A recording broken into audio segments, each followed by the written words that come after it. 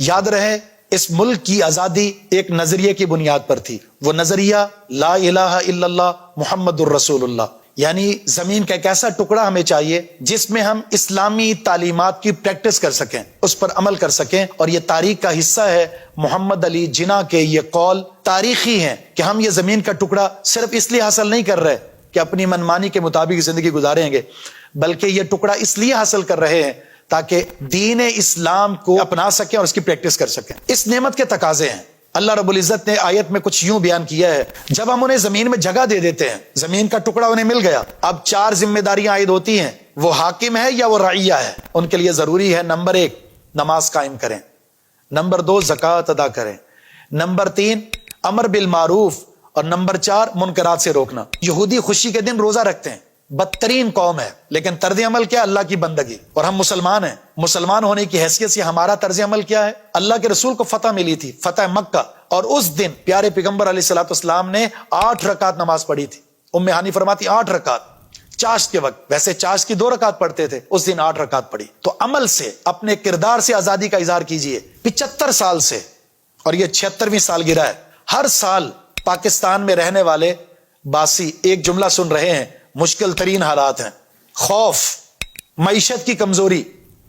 یہ 2 نعمتیں کسی بھی ریاست کی استحکام کے لیے بہت ضروری ہیں، امن اور معیشت میں مضبوطی، اور اس کا ہم رونا رو رہے ہیں۔ قرآن کریم میں اللہ رب العزت نے اس کا ذکر فرمایا۔ اللہ نے مثال دی ایک بستی کی جس کے پاس وافر مقدار میں رزق موجود تھا، معیشت بڑی مضبوط تھی، امن و سلامتی تھا۔ کیوں؟ اس لیے کہ یہ بستی اللہ رب العزت کی نعمتوں پر شکریہ بجا لانے والی ہے۔ لیکن کیا ہوا؟ فَكَفَّرَتْ بِأَنْعُمِ اللَّهِ، جب اس بستی کے رہنے والوں نے دین اسلام کو پس پشت ڈالا، اللہ فرماتا ہے پھر ہم نے انہیں 2 نعمتیں چھین کر 2 قسم کے عذاب دیے۔ فَأَذَاقَهَا اللَّهُ لِبَاسَ الْجُوعِ وَالْخَوْفِ، اللہ فرماتا ہے خوف مسلط کر دیا ان پر ہم نے، ایسا خوف کہ امن ختم ہو گیا۔ اور دوسرا نقصان کیا دیا؟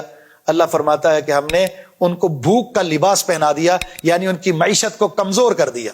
مجھے بتائیے، جس نظریے کی بنیاد پر ہم نے اپنی اس ریاست کو حاصل کیا تھا، اس وقت سے لے کر آج تک کیا حکمران طبقہ اور رعیہ انہوں نے مل کر اس نظریے کا پاس کیا ہے؟ بالکل نہیں۔ ہم اپنی ریاست کا ذرا جائزہ لیتے ہیں۔ اللہ کا ایک وعدہ ہے، اوفوا بعہدی اوفی بعہدکم، تم میرے وعدے کو پورا کرو، میں تمہارے وعدے کو پورا کروں گا۔ ہم نے اللہ سے وعدہ کیا تھا ایک زمین چاہیے جس پر ہم اسلامی طرز زندگی گزاریں گے، اللہ ہمیں زمین دے دے۔ اللہ نے بہت ساری قربانیوں کے بعد ہمیں وہ زمین عطا فرما دی۔ مسلمانوں کی بڑی قربانیاں ہیں، بڑا خون بہا اس کے پیچھے، ایک اللہ رب العزت نے اس نظریے کی بنیاد پر یہ ریاست ہمیں دے دی۔ اس کے بعد سے لے کر وہ وعدہ وفا نہ ہو سکا۔ کون سا شہر اور صوبہ ہے جہاں پر شرک کے اڈے قائم نہیں ہیں، جہاں پر قبر پرستی نہیں ہوتی، جہاں مزار پرستی نہیں ہوتی، جہاں قبروں کے طواف نہیں ہوتے؟ ہمارے حکمران طبقہ حکومت ملنے کے بعد ان مزارات پر جا کر جب سجدہ ریز ہوں گے، جب جگہ جگہ شرک کے اڈے قائم ہوں گے، اور سرکاری سرپرستی میں جنہوں نے توحید کا علم بلند کرنا تھا، اس ریاست کے ملنے کے بعد وہ شرک کے مرتکب ہو گئے، تو کیسے امن آ سکتا ہے؟ کیسے خوف ختم ہو سکتا ہے؟ کیسے معیشت مضبوط ہو سکتی ہے؟ اس کے بعد مسلمانوں نے اپنے اپنے فرقے بنا لیے، رسول اللہ صلی اللہ علیہ وسلم کی اتباع کو ترک کر دیا، بدعات کی بھرمار ہے۔ کون سا ایسا فرقہ ہے جو دین اسلام سے ہٹا ہوا ہو اور یہاں موجود نہ ہو؟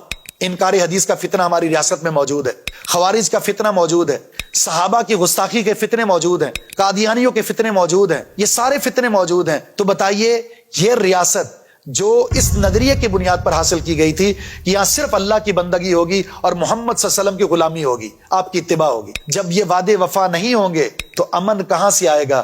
فَلْيَعْبُدُوا رَبَّ هَذَا الْبَيْتِ الَّذِي أَطْعَمَهُم مِّن جُوعٍ وَآمَنَهُم مِّن خَوْفٍ، اس گھر کے رب کی عبادت کرو جس رب نے تمہیں بھوک سے، تمہیں اللہ رب العزت نے نکال کر تمہاری معیشت میں تمہیں رزق عطا فرمایا اور تمہیں خوف سے نکال کر امن عطا فرمایا۔ یہ اللہ کی نعمتیں ہیں۔ اللہ یہ عطا فرماتا ہے اس قوم کو جو اللہ کی بندگی کرتی ہے۔ جس کے دل میں اللہ کی بندگی نہ ہو، جس کے وجود میں اللہ کی بندگی نہ ہو، اللہ یہ دونوں نعمتیں چھین لیتا ہے۔ اور پھر ہماری قوم، یعنی ان کے جشن کا انداز دیکھیں، جھنڈے پاکستان کے ہیں لیکن طرز عمل بالکل ہندوانہ ہے جن سے ہم نے آزادی حاصل کی ہے۔ ایک نوجوان وہ انڈین گانے سنتا ہے, انڈین موویز دیکھتا ہے, انڈین فلمیں دیکھتا ہے. جس قوم سے ہم نے آزادی حاصل کی, جن کفار سے ہم نے چھٹکارا حاصل کیا, لیکن ہمارے ذہنوں میں, ہمارے وجود میں, ہمارے کھانے میں, ہمارے سونے میں, ہمارے جاگنے میں, ہمارے لباس میں, ہر چیز وہ موجود ہے جن سے ہم نے آزادی حاصل کی تھی. وہاں پر مسلمان محفوظ نہیں ہے, انہیں آئے دن مارا جاتا ہے, مساجد پر قبضہ کیا جاتا ہے, مساجد کو جلایا جاتا ہے,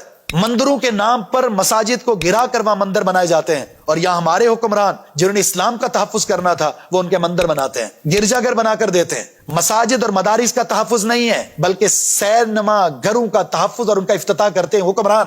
ہماری معیشت سود پر کھڑی ہے. یہ اللہ سے اعلان جنگ ہے.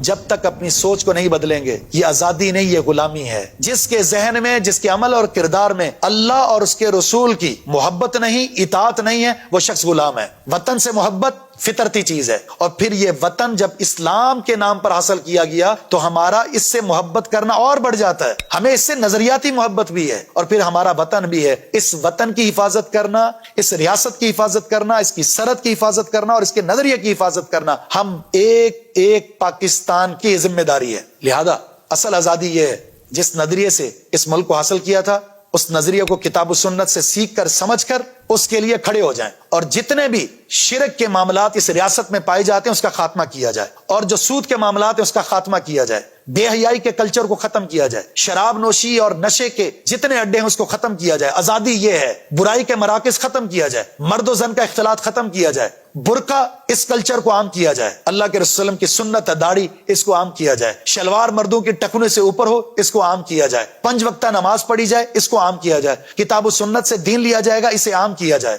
اپنی سیاست کو اسلامی بنایا جائے, اپنی معیشت کو اسلامی بنایا جائے, اپنے کلچر کو اسلامی بنایا جائے. فخر کرنا ہے تو اسلامی کلچر پر کریں, اسلامی تہذیب پر کریں, اسلامی ثقافت پر کریں. اس کے علاوہ کوئی ثقافت, کوئی کلچر, کوئی تہذیب, کوئی سیاست, کوئی دین ایسا نہیں ہے جس کو آپ قابل نظر سمجھیں, جس کی طرف آپ توجہ کر سکیں, جسے آپ اپنے لیے محبوب بنا سکیں. اگر محبوب چیز ہے تو صرف وہ جو اسلام نے ہمیں دے دیا. جب تک یہ ریاست اسلام کے ساتھ وفادار ہوگی, اس کے رہنے والے وفادار ہوں گے, ہم آزاد ہیں, ہم خوشحال ہیں. بصورت دیگر یہ کلمہ ہمیں سنتے رہنا پڑے گا کہ خوف کے بادل ہم پر چھا رہے ہیں, معیشت ہماری کمزور ہو رہی ہے. یہ جملہ سنتے رہیں گے. اگر اس سے بچنا ہے تو دین کی طرف آنا ہوگا, نظریے کی طرف آنا ہوگا. آزادی وہ جسے آزادی اللہ رب العزت نے کہا ہے, اور وہ یہ ہے شیطان کی غلامی سے نکل کر رحمان کی بندگی کی طرف آ جائیں. اس آزادی کے ساتھ ہم آزاد ہیں.